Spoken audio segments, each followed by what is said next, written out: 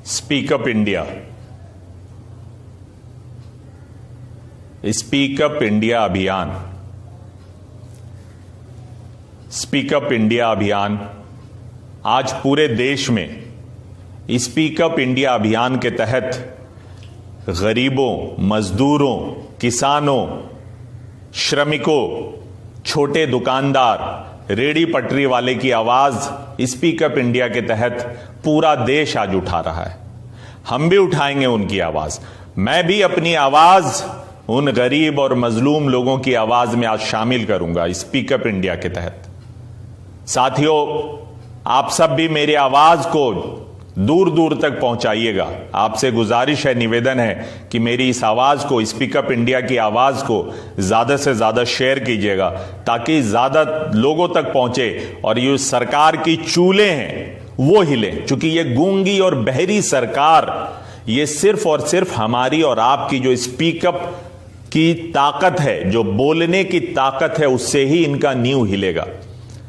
इनको गरीबों का दर्द नहीं दिख रहा है। 40-47 डिग्री टेम्परेचर में हमारी बहनें, हमारे भाई मजदूर नंगे पैर बिना चप्पल के चले जा रहे हैं। इनको इनका जख्म, इनके पैर के छाले नहीं दिख रहे हैं। भूखे प्यासे ट्रेन में बिठाकर ये पहुंचाते हैं। जो सफर एक दिन का है वो 9-9 दिन तक अपने मंजिल तक नहीं पहुंच रहा है। ट्रेनें भटक रही हैं, ट्रेन में सुविधाएं नहीं हैं, उनको अपने हाल पे मरने पे छोड़ दिया गया है। जैसे आपने मुजफ्फरपुर का एक वीडियो देखा होगा, एक बहन जिसकी डेड बॉडी पे दुपट्टा पड़ा हुआ है और एक बच्चा, उनका बच्चा जो है वो अपनी मां को ढूंढ रहा है, बार बार दुपट्टा खींच रहा है। बहुत ही तकलीफ दे, दुख वाला ये वीडियो।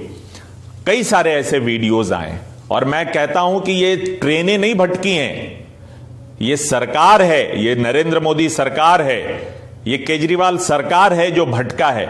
इनकी नीयत में खोट है, इनकी, ये भटके हुए लोग हैं, इनका नीयत भटका हुआ है।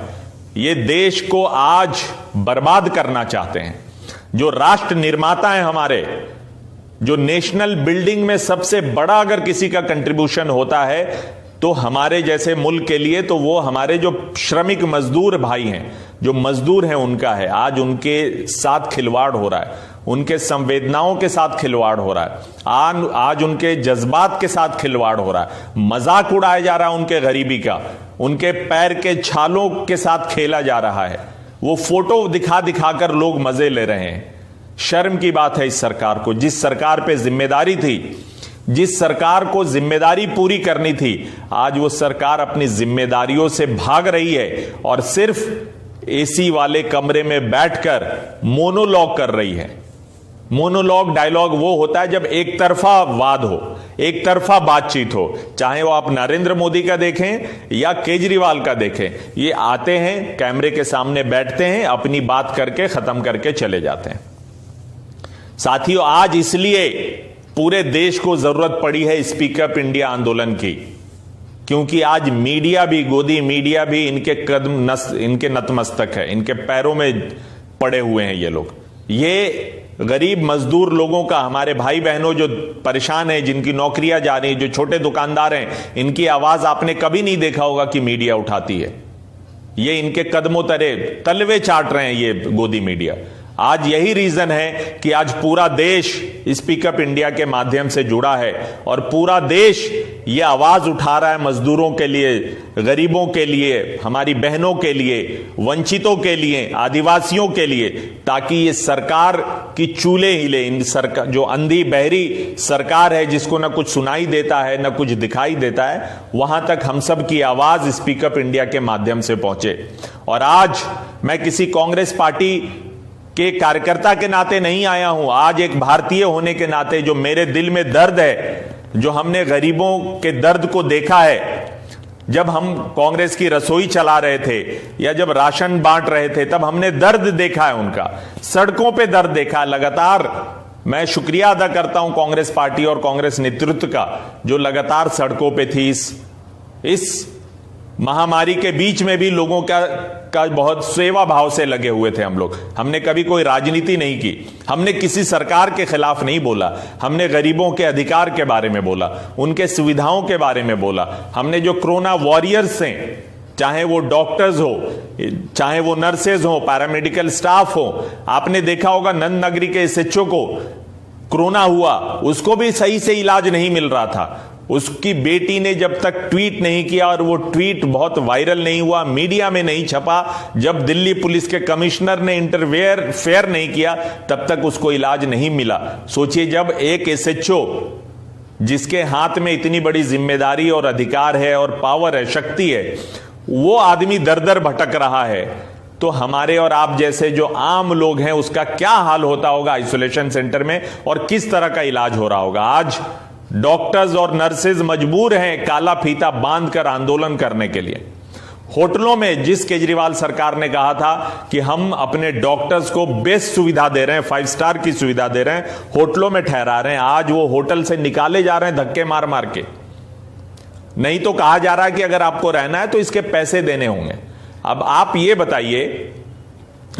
बताइए कि जो डॉक्टर्स दिन भर कोरोना पेशेंट का इलाज करे, जिसके खुद के चांसेस बहुत ज्यादा हो इन्फेक्ट होने के, संक्रमित होने के, वो आप उसको उसके परिवार के साथ रहने के लिए मजबूर कर रहे हैं। मतलब वो डॉक्टर खुद अपनी जान की बाजी तो लगा चुका है, वो अपने परिवार के जान के लिए भी खतरा बन जाए। ये है केजरीवाल सरकार, ये है नरेंद्र मोदी सरकार, जो पीपीई किट आज देना चाहिए डॉक्टर्स को, कोरोना वॉरियर्स को। आज पीपी किट की कमी है, मास्क नहीं है ढंग के, लोग बेहोश हो रहे हैं, इलाज ठीक से नहीं हो रही है। जब तक वीडियो वायरल नहीं हो जाता किसी मरीज का या उसके रिश्तेदार का, तब तक लोगों को ठीक से इलाज नहीं मिल रहा है।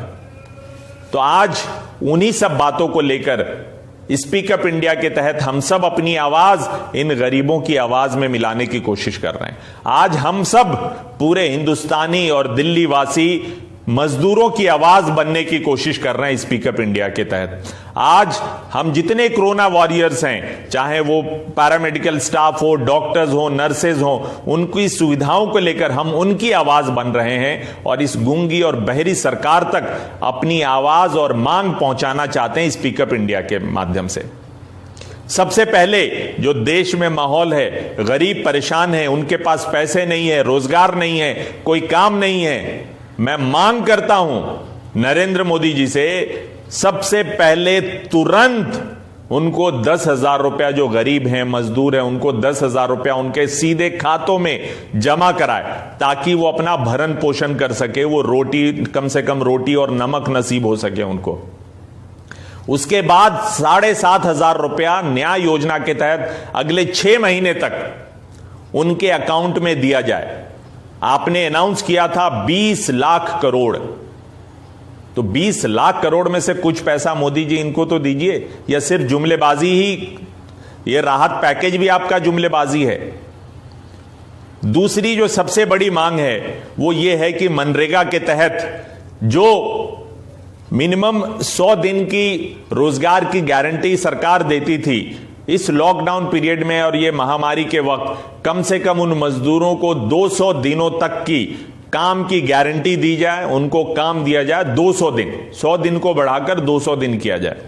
तीसरा, जो आज भूखे प्यासे हमारे मजदूर बहन भाई, छोटे छोटे बच्चे सड़कों पे 47 डिग्री टेम्परेचर में नंगे पैर चल रहे हैं, मेरी सरकार से मांग है कि उनको तुरंत उनके घरों तक छोड़ा जाए, बिना पैसे के उनको खाना खिलाया जाए, उनको पानी पिलाया जाए, उनको सुविधाएं मुहैया कराई जाए और उनको तुरंत उनके घरों तक पहुंचाया जाए। आखिर ये कब तक खेल चलता रहेगा? बेचारे इतने परेशान हैं, आप उनकी परेशानी को जाकर देखिए। दिल्ली सरकार ने जानबूझकर उनको उनके हाल पे छोड़ दिया।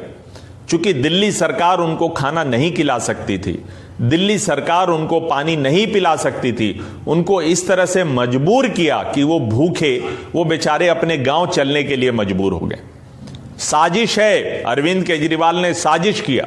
साजिश के तहत उन्होंने दिल्ली के मजदूरों को पलायन करने पे मजबूर किया। साथियों, आप खुद सोचिए, अगर दिल्ली सरकार इन मजदूरों को, प्रवासी मजदूरों को, छोटे किसानों को, छोटे नौकरी करने वाले लोगों को, गरीबों को अगर खाना मुहैया कराती, अगर पानी मुहैया कराती, तो आज ये नौबत ही क्यों आती?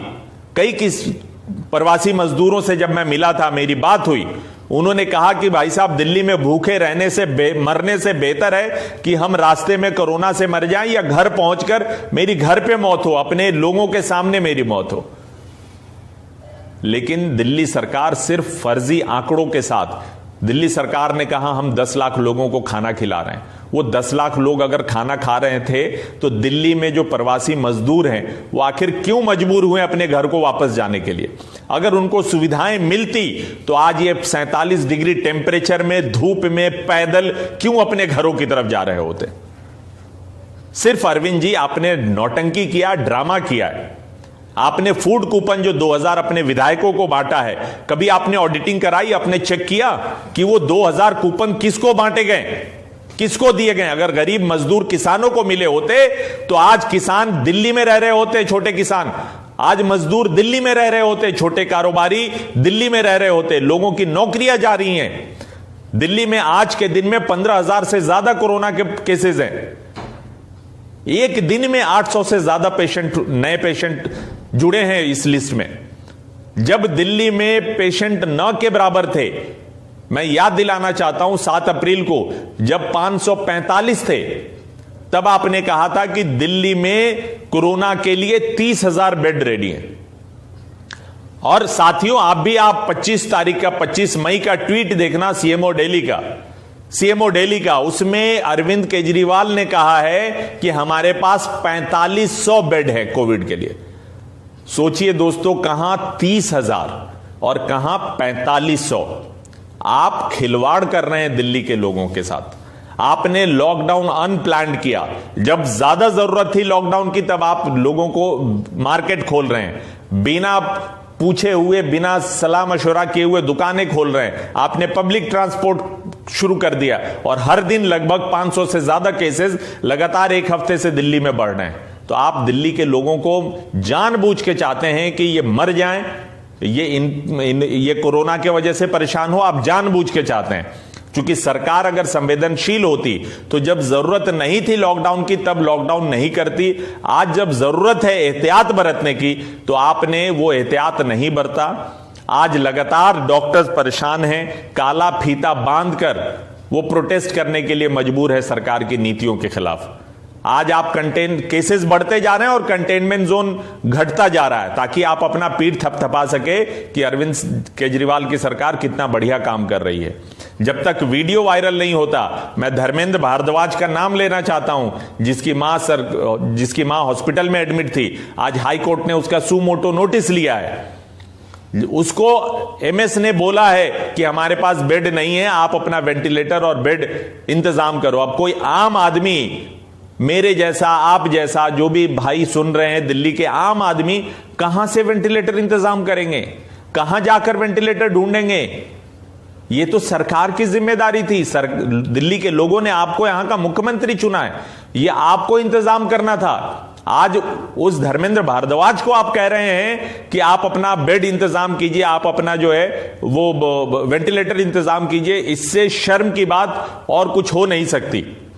साथियों, यही सब दर्द था जो मैं स्पीक अप इंडिया के माध्यम से आपके सामने रखना चाहता था। जहां जहां आपको भी सरकारी नुमाइंदा मिले, जहां जहां आपको विधायक, एमपी, सरकारी नुमाइंदा, कोई आला अधिकारी मिले, ये जो स्पीक अप इंडिया के तहत जो हमने मांगे रखी हैं कि गरीब मजदूर को तुरंत 10,000 रुपया दिया जाए उनके सीधे अकाउंट में, अगले 6 महीने तक न्याय योजना के तहत 7,500 रुपया उनके अकाउंट में दिया जाए, मनरेगा के तहत 200 दिन से ज्यादा लोगों को काम दिया जाए, और जितने श्रमिक भाई बहन जो आज इस गर्मी में, इस धूप में सड़कों पे अपने पैर को जला रहे हैं, पसीने बहा रहे हैं, खून बहा रहे हैं, उनको तुरंत उनके घरों तक छोड़ा जाए। स्पीक अप इंडिया का यही अभियान है कि हम सब मिलकर, हिंदुस्तानी मिलकर अपनी आवाज उठाएं। इस गूंगी बहरी सरकार जिसको ना कुछ सुनाई देता है ना कुछ दिखाई देता है, उस तक अपनी आवाज पहुंचाए। उम्मीद करता हूं कि मैं स्पीक अप इंडिया के माध्यम से अपनी बात सरकार के सामने रख पाया हूं।